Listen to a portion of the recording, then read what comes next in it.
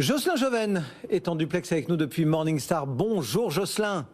Bonjour Cédric. Merci d'être au rendez-vous. On revient sur les actions françaises et les meilleures idées de fonds dans cet univers. Des actions qui, il faut bien le constater, affichent de belles performances encore. Ouais, depuis le début de l'année, le CAC 40 gagne presque 14% après un exercice 2022 volatile. Alors si on regarde l'évolution de l'indice Morningstar France, qui est un peu plus large que le CAC, depuis 2015 et dividendes inclus, la France fait mieux que le reste de l'Europe, y compris dans les périodes de correction boursière comme en 2022. La seule exception étant en 2020, année durant laquelle le marché français n'a perdu que 4,5% si on tient compte des dividendes versés. Qu'est-ce qui, à votre avis, explique cette capacité à surperformer de nos boîtes ? Alors, si on regarde l'analyse, on fait l'analyse des performances des marchés actions français et européens en termes de facteurs de risque, qu'on veut comprendre comment les deux univers se comparent, on se rend compte, sur la base des modèles de Morningstar, que les actions françaises présentent un profil qualité-croissance et momentum plus marqué que les actions européennes.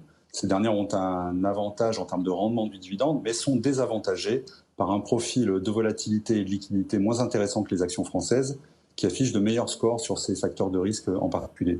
Alors ce biais qualité-croissance s'explique, vous savez, par la présence du secteur du luxe qui est devenu un poids lourd du marché français et du CAC en particulier, et ainsi de belles valeurs de consommation défensive dans l'industrie ou dans la technologie. Est-ce que ce chemin qu'elles ont déjà parcouru les rend encore attrayantes aujourd'hui, nos valeurs françaises ? Alors, il faut toujours comparer les fondamentaux et la manière dont ils sont valorisés par le marché. Alors, si on regarde les multiples de valorisation au niveau du CAC 40, ils se traitent sur un PER de 13,4, qui est 7% au-dessus du marché européen. Et historiquement, les actions françaises ont plutôt évolué avec une décote de l'ordre de 2%. Du côté des fondamentaux, les actions françaises affichent une rentabilité des fonds propres aujourd'hui de 14%, contre 14,5% en Europe. Et historiquement, elles avaient plutôt une rentabilité des fonds propres de 11,3%, contre 12% en moyenne pour les actions européennes.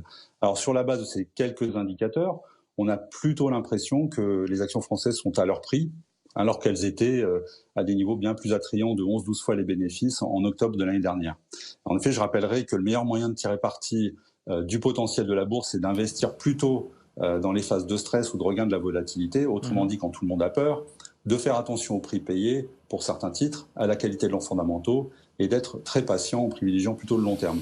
Voilà pour le panorama qu'on peut dresser de l'état des lieux de ces belles valeurs françaises. Est-ce que vous avez quelques idées de fonds à nous recommander ou à nous suggérer pour s'y intéresser ?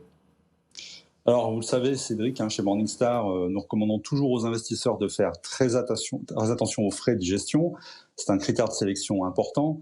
Ainsi, sur les 340 fonds dans la catégorie actions françaises de Morningstar agréées en France, nous privilégions les fonds les moins chers, donc plutôt des ETF, et un fonds géré activement pour la qualité de son équipe de gestion. Alors, les deux ETF sont le Xtrackers CAC 40 et l'ETF Amundi MSCI France.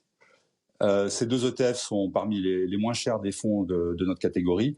La différence entre les deux fonds, c'est à l'univers représenté. Dans le cadre du Xtracker, l'exposition est circonscrite au CAC 40, avec pour cet ETF 60% des fonds investis dans les 10 premières valeurs de l'indice sous-jacent. Et l'ETF d'Amundi reproduit, lui, la performance de l'indice MSCI France, qui comprend 63 valeurs. On notera toutefois que le risque de concentration est à peu près similaire, puisque les 10 premières positions de cet ETF représentent 57% de sa capitalisation boursière. Cela dit, ces deux ETF reçoivent une note Morningstar Gold. Le fonds géré activement est le fonds Moneta Multicap, qui est bien connu des investisseurs en France.